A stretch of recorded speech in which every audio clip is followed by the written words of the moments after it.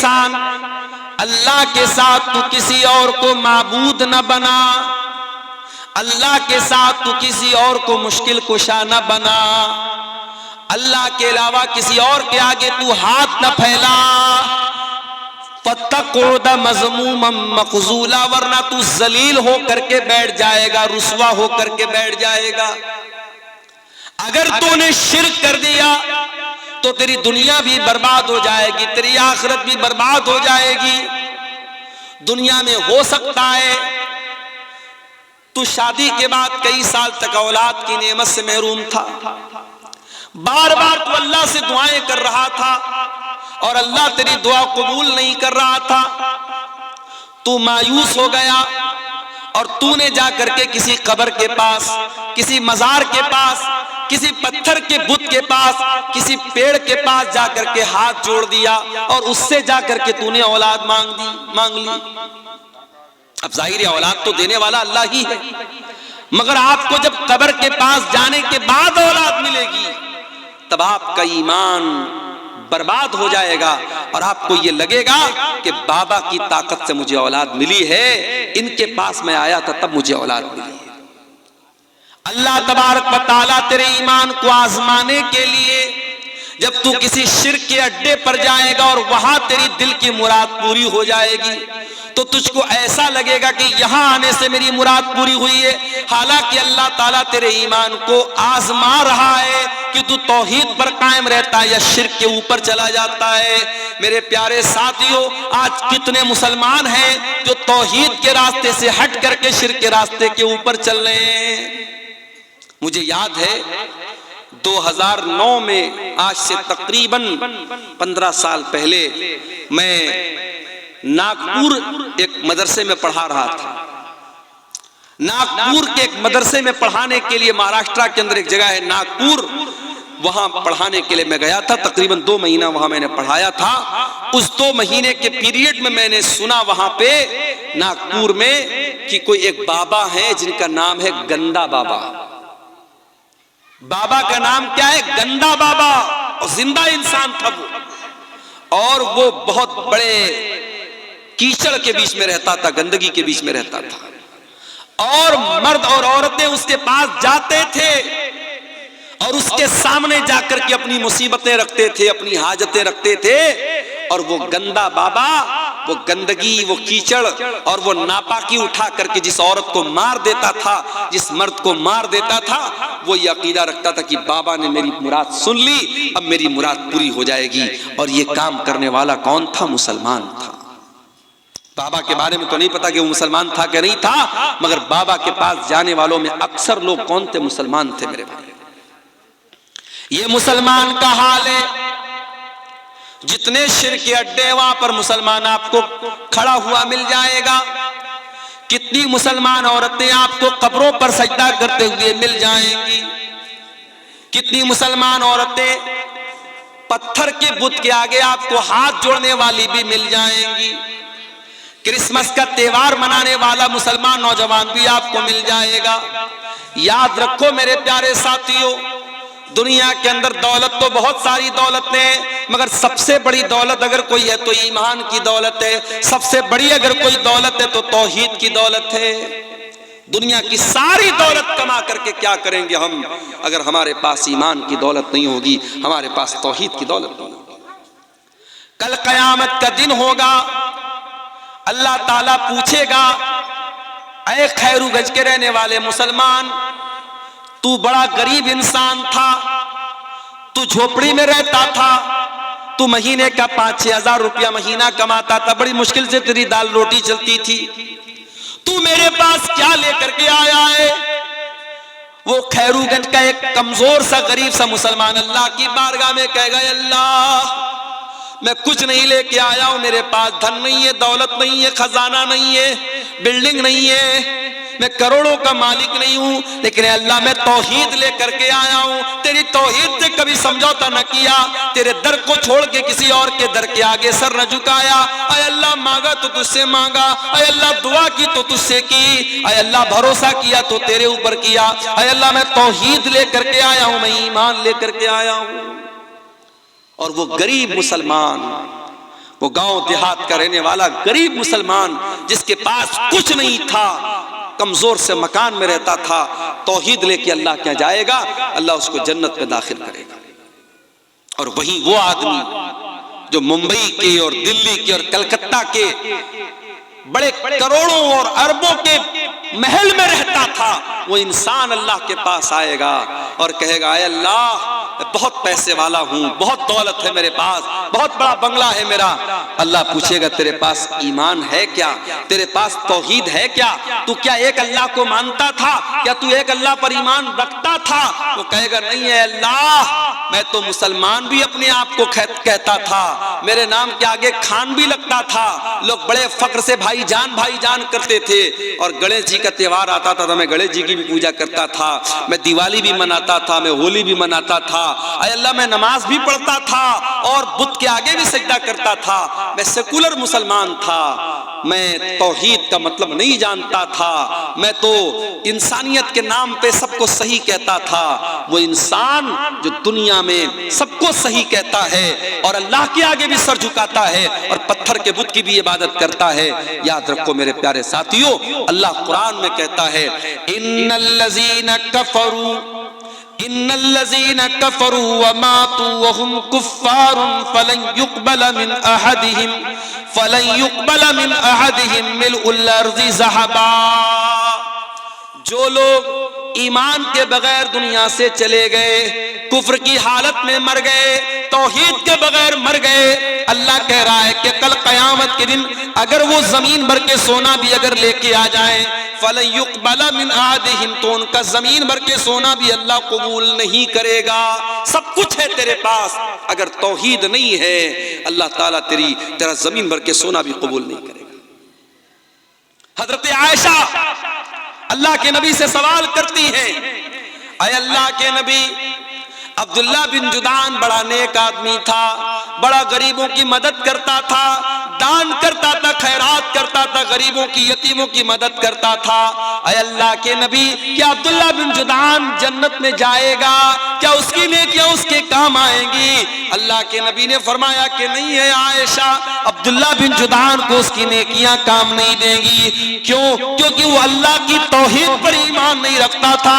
अय आयशा, उसने कभी ये न कहा था, रब्बिग़फिरली खतीयती यौमद्दीन, अय अल्लाह तू कयामत के दिन मेरी खताओं को माफ कर देना। ना वो अल्लाह के ऊपर ईमान रखता था, ना कयामत के ऊपर ईमान रखता था। तौहीद की हिफाजत करो मेरे भाई।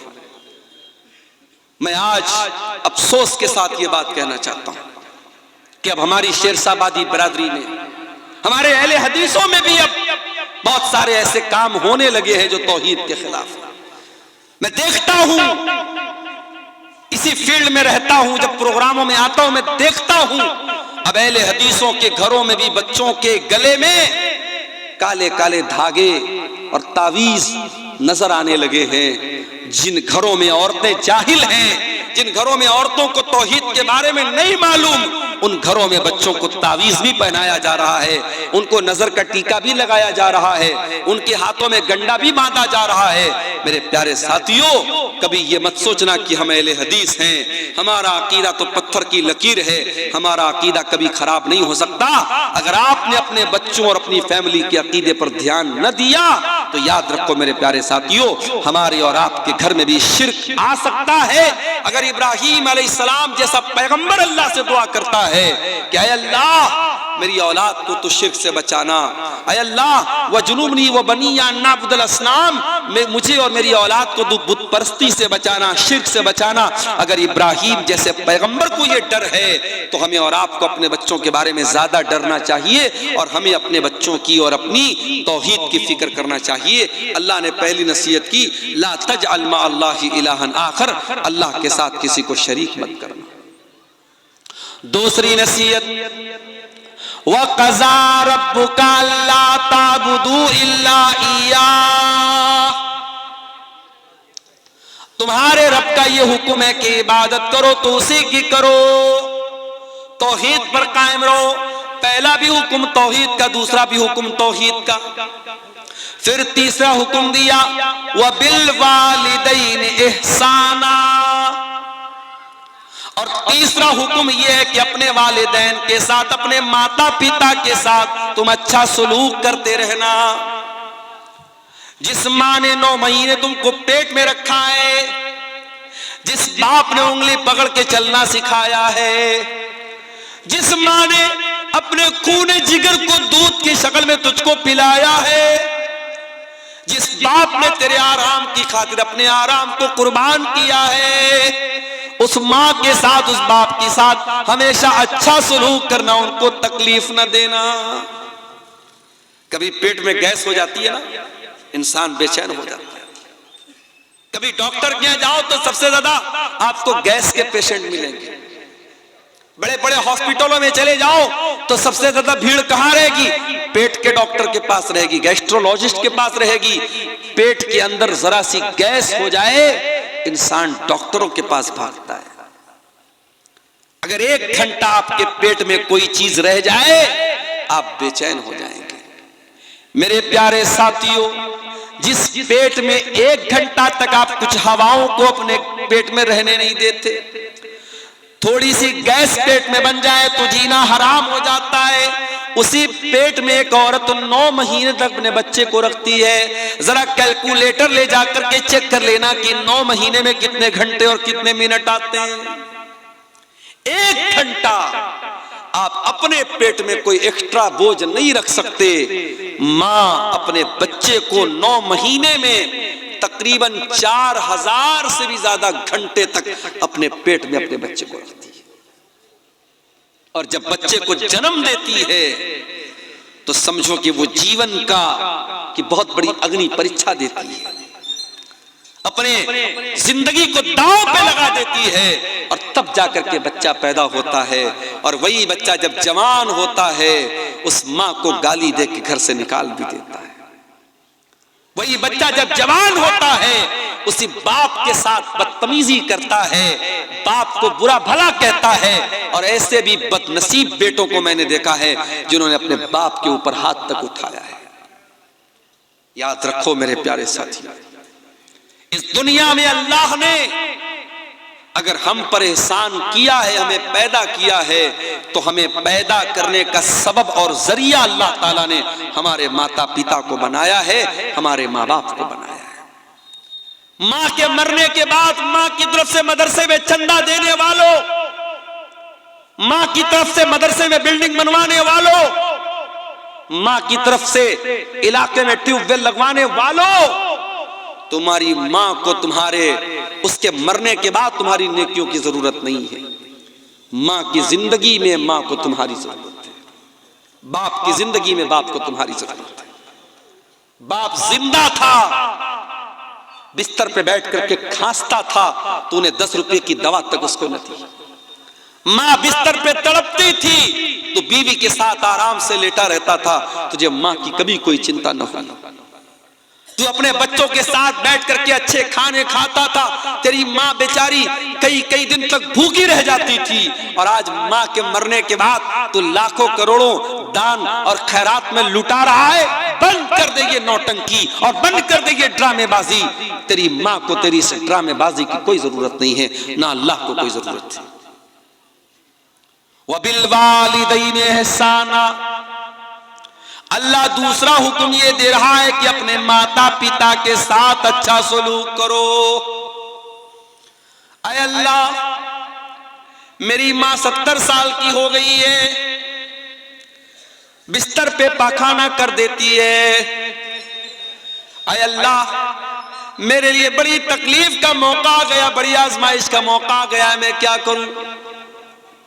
घर में कोई देखभाल करने वाला नहीं है, बूढ़ी माँ बिस्तर पर पेशाब व पाखाना कर रही है। अल्लाह मैं क्या करूं? अल्लाह कह रहा है, इम्मा यबलुगन्ना इंदकल किबरा अहदुहुमा औ किलाहुमा फला तकुल लहुमा उफ्फिन। ऐ इंसान, ये तो तेरी खुशनसीबी है, ये तो तेरी खुशकिस्मती है कि तुझे बूढ़े माँ बाप मिले हैं। जाओ जरा उन बच्चों से पूछो जिनकी माँ जल्दी उनको छोड़ के चली गई। उनकी शादी के पहले मां चली गई, अब शादी होती है तो वो बेचारा तरसता है कि काश मेरी मां भी होती। उसके बच्चे पैदा होते तो वो तरसता है कि काश मेरी मां जिंदा होती तो कम से कम मेरे बच्चों को दादी का प्यार मिलता, मेरा बाप जिंदा रहता तो मेरे बच्चों को दादा का प्यार मिलता। जिंदगी के बहुत सारे ऐसे मोड़ आते हैं जब इंसान अपने माँ बाप के मशवरे की जरूरत महसूस करता है। अगर बूढ़े माँ बाप मिले हैं मेरे प्यारे साथियों तो इसको अपने लिए बोझ मत समझो। कुरान कहता है इम्मा यबलुगन्ना इंदकल किबर अहदुहुमा औ किलाहुमा, अगर तुम्हारे माँ बाप में से कोई एक तुमको बुढ़ापे में मिल जाए या दोनों बुढ़ापे में मिल जाए, पहले एक का जिक्र किया बाद में दोनों का किया। अगर एक मिला है माँ मिली है बाप मर चुका है, या बाप मिला है माँ मर चुकी है, तो जो एक बचा है उसके साथ और स्पेशल उसकी खिदमत करो और ज्यादा उसकी खिदमत करो, क्योंकि जब तक वो दो थे, जब तक बूढ़ा बूढ़ी दोनों जिंदा थे, एक दूसरे का सपोर्ट करते थे, एक दूसरे का सहारा थे, एक दूसरे को हौसला देते थे। अगर बुढ़िया चली गई और बूढ़ा बचा या बूढ़ा चला गया और बूढ़ी बची तो वो और ज्यादा लाचार हो गए, वो और ज्यादा बेबस हो गए, उनका और ज्यादा ख्याल करो। अल्लाह अकबर। एक बचा है तो उसका और ज्यादा ख्याल करो। अल्लाह ने पहले एक का जिक्र किया, कहा अगर तुम्हारे माता पिता में से कोई एक तुमको मिल जाए या दोनों मिल जाए तो तुम्हें क्या करना है? फरमाया फला तकुल लहुमा उफ्फिन, उनको कभी उफ भी मत कहना। उफ का मतलब समझते हो? जैसे हमारे यहाँ बोलते हैं, हमारे यहाँ अपनी आम जबान में हम जब किसी को हकारत की नजर से तो क्या बोलते हैं, ऐसा बोलते हैं। अपने माँ बाप को हट भी नहीं कहना है, हूं भी नहीं कहना है, उप भी नहीं कहना है। यानी सबसे हल्की तकलीफ पहुंचाने का तरीका क्या है? किसी को हट कह दिया जाए, किसी को हूं कह दिया जाए, माँ बाप को हूं भी ना कहा जाए। अच्छा एक बात बताओ, तजर्बे की बात बता रहा हूं आपको। कभी कभी जब माँ बाप बूढ़े हो जाते हैं ना तो उनकी कुछ बातें बड़ी बच्चों वाली हो जाती है। जैसे बच्चे हर बात के लिए जिद करते हैं, बूढ़े माँ बाप भी जिद करने लगते हैं। अब मान लीजिए कि आपकी बीवी ने रोटी बनाई है और उसकी बूढ़ी सास ने कहा कि मैं रोटी नहीं खाऊंगी, चावल क्यों नहीं बनाया, मुझे चावल चाहिए, मुझे चावल चाहिए। तो आपको लगता है यार मेरी बूढ़ी माँ क्यों जिद कर रही है, रोटी क्यों नहीं खा रही। अगर बूढ़ी माँ ने कह दिया कि चावल चाहिए तो ये समझ करके चावल बना दो कि मेरी बूढ़ी माँ की जिद है। क्योंकि एक वक्त था जब तू 3 साल का था और जब तू जिद करता था अपनी माँ से, अपने बाप से, तो तेरे माँ बाप हर हाल में तेरी जिद पूरी करते थे। मेरे प्यारे साथियों, अपने बच्चों से इस कदर मोहब्बत करते हैं कि बच्चों की जरा सी तकलीफ हम बर्दाश्त नहीं कर सकते। तो जब वही हमारे माँ बाप जब बूढ़े हो गए तो हम अपना बचपन याद करें कि जब हम छोटे थे हमारे माँ बाप ने हम पर मोहब्बत लुटाई थी। आज वो बूढ़े हो गए हैं और अल्लाह ताला कुरान में कहता है जिसको हम उम्र दराज बना देते हैं, बूढ़ा बना देते हैं, वमन नुअम्मिरहु नुनक्किसहु फिल खल्क, उसे उल्टा कर देते हैं। बचपन की जिद और बचपन की शरारत और बचपन का लड़कपन बुढ़ापे में लौट जाता है। तो बूढ़े माँ बाप की बहुत सारी जिद को नजरअंदाज कर दिया करो मेरे भाई। अभी एक दिन मेरी 2 साल की बच्ची है, मेरी घर पे खेल रही थी, खेलते खेलते सीढ़ी के पास पहुंची, गिरने लगी। मेरी बीवी की नजर पड़ी, बीवी ने हाथ पकड़ा उसका। अब हाथ को जोर से पकड़ के खींचा ताकि बच्ची गिर ना पाए, और वो हाथ जोर से खींचने में बेटी का मेरे जो हाथ वो उतर गया। बच्चों का हाथ कमजोर होता है, हाथ उसका उखड़ गया। अब बच्ची बहुत तेज चिल्लाने लगी, उसको किसी पल करार नहीं। मैं मदरसा गया हुआ था, अब बीवी बेचारी रो रही है, बच्चे अलग परेशान। मैं मदरसे से घर आया, मैंने क्या बात है, तो मालूम हुआ कि बच्ची का हाथ उखड़ गया है। फौरन हमारे इलाके के हड्डी के डॉक्टर थे, उनके पास लेके गया, और डॉक्टरों के पास तो तजर्बा होता है। वो फौरन उन्होंने देख करके वो समझ गए कि क्या मामला है। उन्होंने फौरन उसको बच्ची का हाथ पकड़ के कैसे उसको घुमाया, बिल्कुल ठीक हो गया उसका हाथ। तो ये उतनी देर के लिए समझिए कि बच्ची रो रही है, बच्ची तड़प रही है, और हम और बच्ची की जो माँ है, हम दोनों लोगों के लिए एक एक मिनट, एक एक पल बड़ा भारी गुजर रहा था। और जैसे ही बच्ची खेलने लगी, मुस्कुराने लगी, ऐसा लगा कि हमारा दिल बाग बाग हो गया। मेरे प्यारे साथियों, ये बचपन का दौर होता है। फिर जब हम बड़े होते हैं और हमारे माँ बाप जब बूढ़े होते हैं और वो किसी बात के लिए अगर जिद करते हैं या उनको कोई तकलीफ पहुंचती है या वो दवा टाइम से नहीं खाते हैं, तो हम उनको डांटने लगते हैं कि क्यों आप दवा नहीं खाते हैं, आप कोई बात नहीं मानते। मेरे भाइयों, हम अपने बचपन को याद करें। हमारी बहुत सारी नादानियों को हमारे माँ बाप माफ कर देते थे। आज बूढ़े हो गए हैं, आज उनसे बहुत सारी गलतियां हो सकती हैं, चिड़चिड़ापन आ सकता है, जिद हो सकती है। उनकी जिद को नजरअंदाज कर देना। कुरान कहता है वकुल लहुमा कौलन करीमा, अपने माँ बाप से तू अदब से बात करना, सम्मान से बात करना, रिस्पेक्ट के साथ बात करना। जो बूढ़े माँ बाप तुझे मिल जाएं तो उनसे बड़े अदब के साथ बात करना। वख्फिज़ लहुमा जनाहज़्ज़ुल्लि मिनर्रहमा वक़ुर रब्बिरहमहुमा कमा रब्बयानी सगीरा।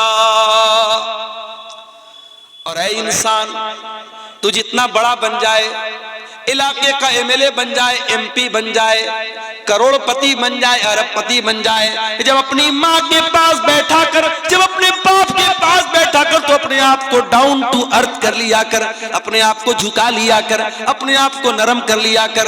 अपने आप को कभी अपनी माँ से ऊंचा बनने की कोशिश न करना, अपने बाप से ऊंचा बनने की कोशिश न करना। जितने बड़े भी हो, बाप के लिए तुम बेटे हो, माँ के लिए तुम बेटे हो। अपने माँ बाप के लिए अपने आप को झुका करके रखना, अपने आप को बिछा करके रखना। और अल्लाह ने एक दुआ सिखाई, मेरे भाइयों, इस दुआ को याद कर लो। जब दुआ के लिए हाथ उठाया करो, अपने माँ बाप के लिए ये दुआ जरूर किया करो। रब्बिरहमहुमा कमा रब्बयानी सगीरा, ऐ परवरदिगार मेरे माँ बाप पर रहम फरमा, जिस तरीके से उन्होंने बचपन में मुझको पाला है।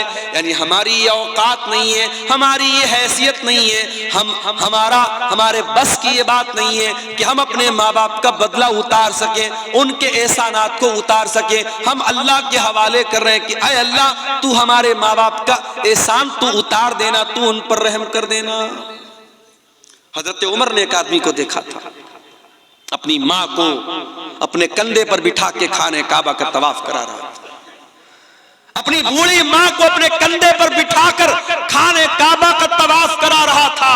और जब तवाफ करा लेता है, कहता है कि अमीरुल मोमिनीन, ऐ हजरत उमर, आज ऐसा लगता है कि मैंने अपनी माँ का हक अदा कर दिया है, मैंने माँ के दूध का कर्जा उतार दिया है, मैंने माँ के एहसानात का बदला उतार दिया है, मैंने अपने कंधे पर बैठ करके अपनी माँ को तवाफ कराया है। हजरत उमर ने कहा, अरे तू माँ का एहसान उतारने की बात करता है, अभी तो तेरी माँ ने तुझको जन्म देते वक्त जो तेरी माँ के मुंह से जो तकलीफ की आवाज आई थी, जो दर्द की आवाज आई थी, अभी तो तूने उस दर्द की आवाज का भी हक अदा नहीं किया है। माँ ने जन्म देते वक्त जो तकलीफ उठाई थी, अभी तो तूने उस आवाज का भी हक अदा नहीं किया है। अपने माँ बाप का कर्जा हम कभी नहीं उतार सकते मेरे भाई।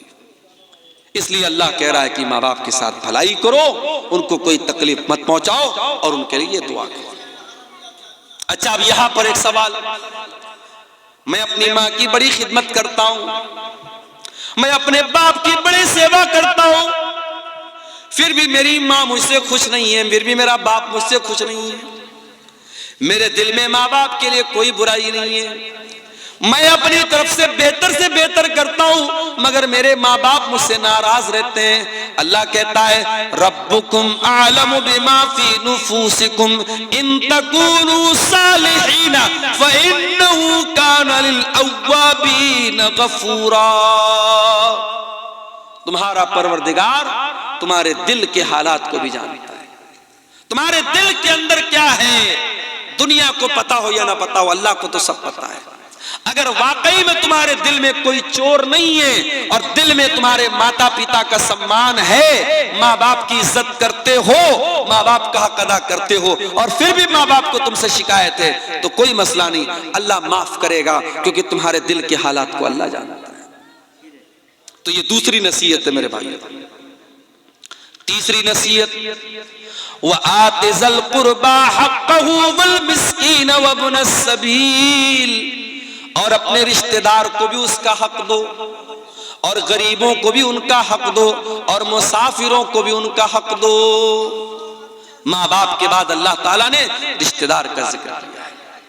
आप अररिया के हैं, अगर आपके रिश्तेदार पूर्णिया में है, आपके रिश्तेदार कटिहार में है, आपके रिश्तेदार बंगाल में है, तो आपको पता होना चाहिए हमारे रिश्तेदार कौन कौन है। और अगर आपको अल्लाह ने दौलत से नवाजा है और आपके रिश्तेदारों में कोई जरूरतमंद है, तो आप जब ज़कात निकालें, जब दान खैरात करें, जब चंदा दें, जब सदका खैरात करें, तो अपने रिश्तेदार को तरजीह दें, रिश्तेदार की पहले मदद करें। रिश्तेदार की जब आप मदद करेंगे तो आपको डबल सवाब मिलेगा, रिश्तेदारी का भी सवाब मिलेगा और सदका देने का भी सवाब मिलेगा।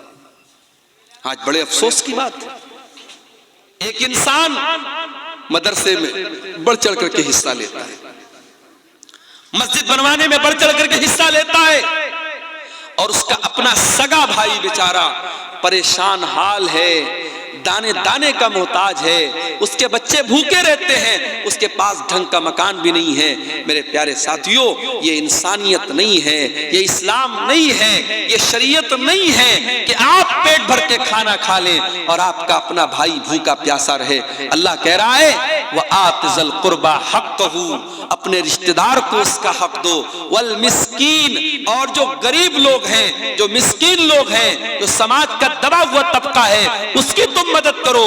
वब्न सबील, और कोई मुसाफिर है, यूपी से आया है, आसाम से आया है, कश्मीर से आया है, सफर में उसकी किसी ने पॉकेट मार ली, उसका पर्स चोरी हो गया, अब बेचारा वो मदद मांग रहा है, मुसाफिर है, मजबूर है, उसकी मदद करो, उसको तुम अपने माल, अपनी ज़कात की रकम भी उसको तुम दे सकते हो। अल्लाह ने माँ बाप का जिक्र करने के बाद ये तीसरी नसीहत की कि रिश्तेदार को, गरीब को और मुसाफिर को उसका हक।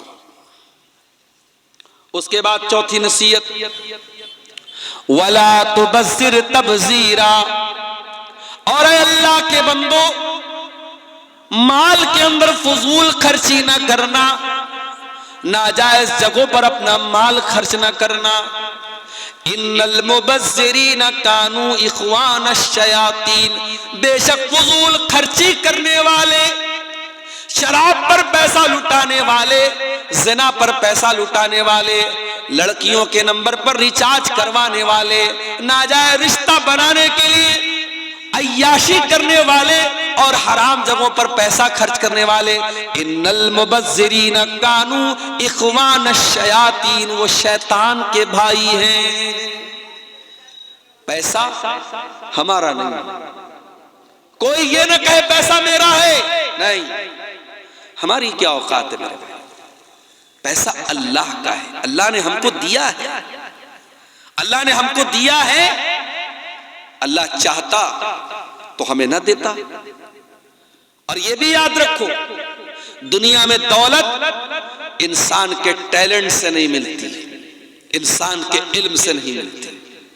बड़े बड़े आलिम हैं, बड़े पढ़े लिखे लोग हैं, बड़े बड़े डिग्री वाले लोग हैं, वो तरस रहे हैं, बड़ी मुश्किल से अपना घर चला रहे हैं, और जाहिल और अंगूठा छाप लोग करोड़ों कमा रहे इसी दुनिया में, इसी इलाके में। आप देख लीजिए, पटना के अंदर मैंने देखा ऐसे ऐसे लोग ओला बाइक चला रहे हैं जो इंजीनियरिंग पढ़े हुए हैं और बड़ी आला तालीम हासिल किए हुए हैं, और क्या कर रहे हैं, वो बाइक चला रहे हैं किराए पर, मुसाफिरों को बिठा बिठा के, यानी जो काम ऑटो का होता है, रिक्शा का होता है, वो बाइक का वहां काम हो रहा है, ओला बाइक चला रहे हैं। तो पढ़ाई लिखाई से पैसा नहीं का ताल्लुक नहीं है मेरे भाई। ठीक है, आप पढ़ लिख लेंगे, अल्लाह करे आपको अच्छी नौकरी मिल जाए, अच्छा मकाम मिल जाए, मगर जरूरी नहीं है कि आप